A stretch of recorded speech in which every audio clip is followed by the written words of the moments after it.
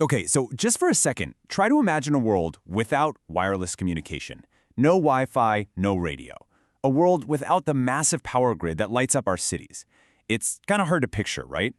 Well, so much of that goes back to the mind of one incredible man, Nikola Tesla. Today, we're going to dive into the story of the genius who literally invented the future. But what if I told you that the very fabric of our modern world, yeah, from the lights in your room to the device you're watching this on, was pretty much all dreamed up by a single guy? A man people called insane, a man whose work was stolen, and who died broke and forgotten. And look, this isn't some made-up story. It's the real, incredible life of Nikola Tesla. So how in the world does a mind like that even come to be? I mean, where does it start? To really get who the inventor was, we've got to go all the way back to the beginning, to a kid who saw the world in a way that, well, nobody else did. Okay, so Tesla was born way back in 1856 in what's now Croatia. And right from the get-go, his mind was different. As a kid, he wasn't just daydreaming. He would see these blinding flashes of light out of nowhere, and with them came these incredibly vivid, almost holographic images. Later, at university, that intensity just exploded. He would work for days, literally days, on just a couple of hours of sleep. This wasn't just being a hard worker. This was something else entirely. It was a compulsion. He actually had a name for his unique process: mental engineering. Now think about this for a sec.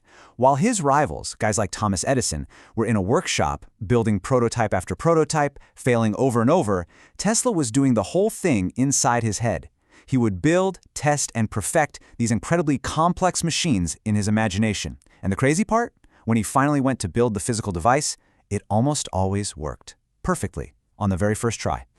And this is where you see the true paradox of the man. On one hand, you have this towering intellect. I mean, a guy who spoke 8 languages, memorized entire books, could do complex calculus in his head.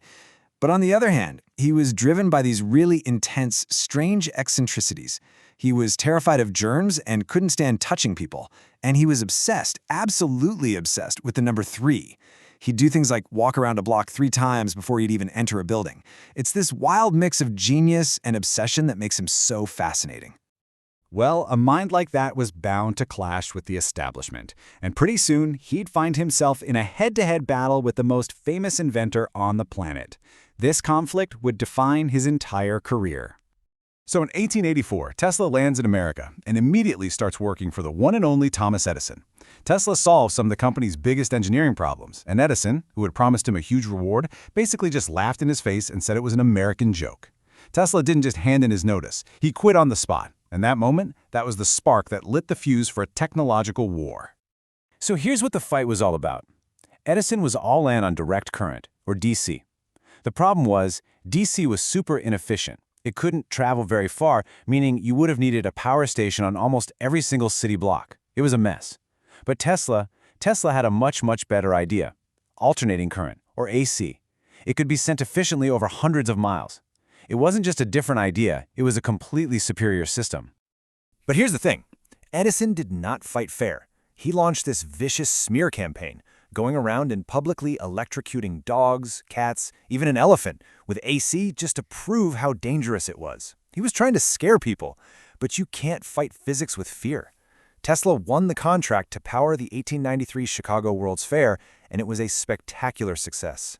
The final nail in DC's coffin, though, was the Niagara Falls Power Station in 1896. That massive project proved to the whole world that AC was the future. And today, every single outlet in your home is proof that Tesla won.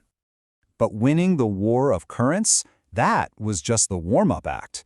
Once he was free from that fight, Tesla's mind was completely unleashed. He started inventing things that were decades, sometimes even a full century ahead of their time. He was literally building the foundations of our world today. First up, the AC induction motor. Now, this wasn't just another gadget. This thing was a total game changer. It was a simple, reliable, and incredibly powerful engine. It's the silent workhorse that, even today, is still running our factories, powering our appliances. It's everywhere. Then you have the Tesla coil. You've probably seen one in a science museum, making those huge, crackling bolts of lightning. But that's not just for show.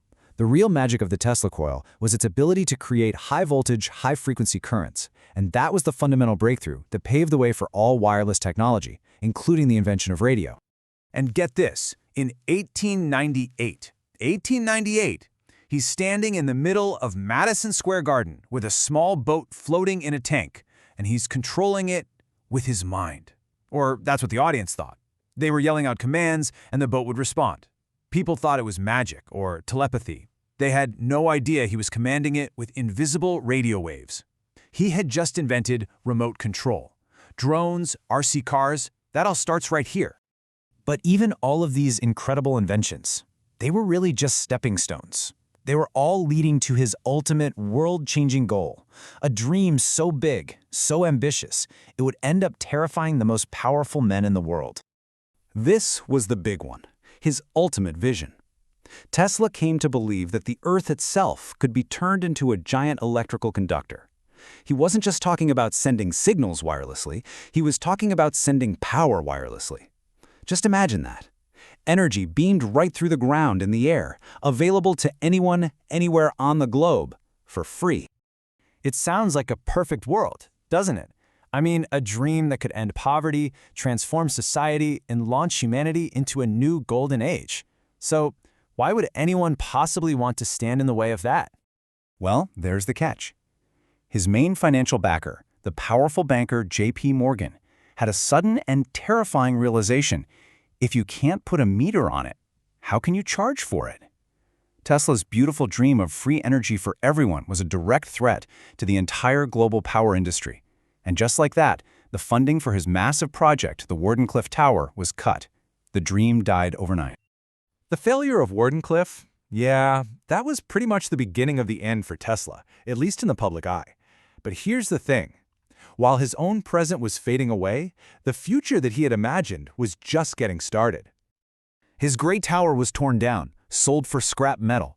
He spent the last decades of his life hopping between hotels, often getting evicted because he couldn't pay his bills. A brilliant mind, totally isolated, finding his only real companionship with the pigeons in New York City parks. Then, on January 7, 1943, he died, alone in his hotel room. And almost immediately, government agents swooped in, seized all of his notes and research, and much of it is still classified to this very day. But hold on, that is not where this story ends, because this is his real victory. The electric grid that powers our entire civilization, the wireless communication, the radio, the Wi-Fi that connects us all, remote controls, the very concepts behind electric cars, radar, even X-rays, all of it. It all flows directly from the mind of Nikola Tesla. The world he died in might have forgotten him, but the world we all live in today, it's a world that he built.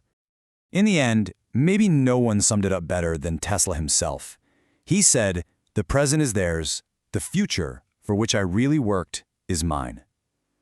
He knew that being a genius doesn't mean you win in your own lifetime.